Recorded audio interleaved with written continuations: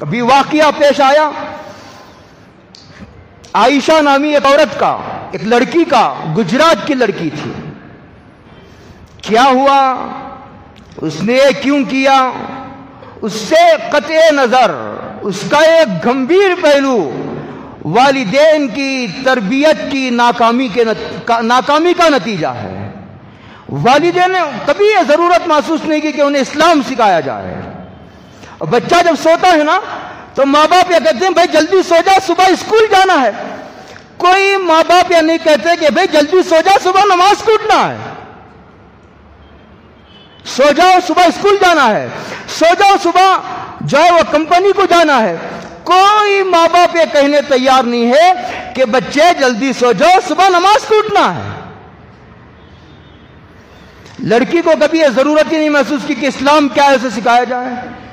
اپنے بیٹی کو یہ سکھاتے اسلام کیا ہے، شوہر کیا چیز ہے، زندگی کیا چیز ہے.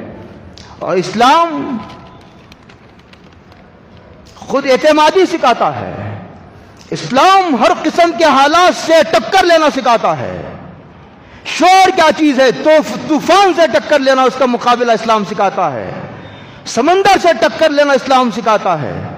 کتنے سخت حالات بھی آئے، آدمی میں جنبش پیدا نہ ہو اور آدمی جو ہے پورے استقلال اور استقامت کے ساتھ اپنے موقع پر جمع رہے. ماں باپ نے اسے اسلام سمجھانے میں سمجھتا ہوں کہ کوئی رول ادا نہیں کیا. اگر وہ یہ سمجھاتے کہ بیٹی شوہر بہت بڑی چیز ہے، اس کی خدمت کرنی چاہیے، لیکن اگر کبھی ایسے ناگفتہ بھی حالات پیدا ہو جائے کہ شوہر سے علیحدگی اختیار کرنا ضروری ہو جائے، اسلام نے طلاق کا نظام رکھا ہے، اسلام نے خلا کا نظام رکھا ہے، اسلام نے فسخ نکاح کا نظام رکھا ہے. طلاق لے لیتی، خلا لے لیتی، علماء سے رجوع کرتی، عقل رکھنے والے عقل مندوں سے مشورہ کرتی. لیکن جب آدمی اپنی عقل کو بڑی سمجھ لیتا ہے نا، سامنے والے سے مشورہ کرنے کی ضرورت نہیں محسوس کرتا. جب آدمی سمجھ لیتا کہ میری عقل مشورے کے لیے کافی ہے، سامنے والے سے رجوع کرنے کو، تبادلہ خیال کی آدمی ضرورت نہیں محسوس کرتا.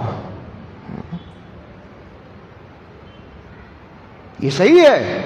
ایسا اسلام نہیں کہتا شوہر جیسا بھی ہو، بد کردار، بد اخلاق، زانی، شرابی، چور، شادی ہو جانے کے بعد تمہیں اس کے ساتھ ہی زندگی گزارنی ہے.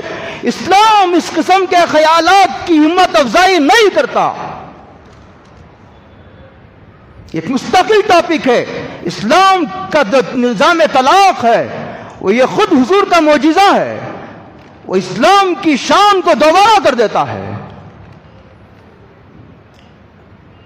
ہندوؤں میں یہ رسم تھی کہ جب شوہر مر جائے تو شوہر کی چتا میں بیوی کے جل کر راکھ ہو جانے کو وفاداری کا نام دیا گیا تھا.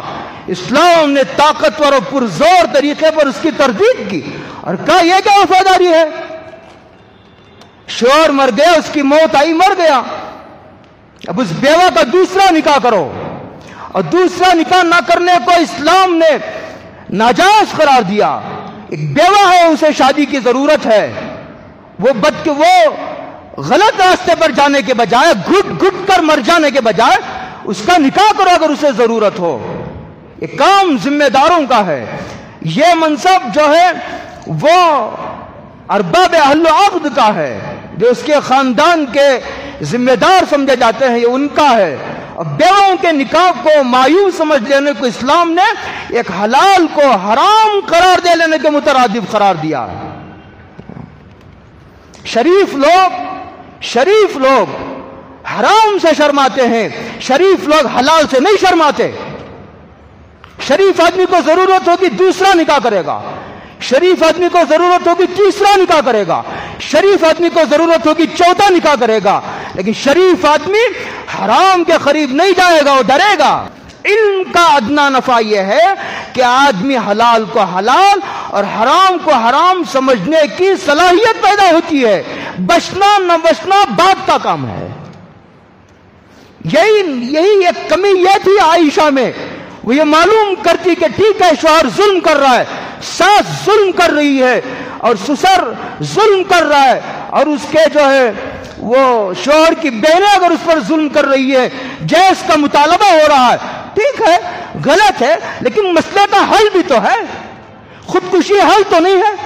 اور یہ ناقص علم رکھنے والے میڈیا پر وہ تائید کی بھرمار ہے، دفتر کے دفتر، انبار کے انبار عائشہ کے فیور میں، کہ خودکشی بدترین جرم ہے، اس لیے کہ یہ بدن ہمارا نہیں ہے۔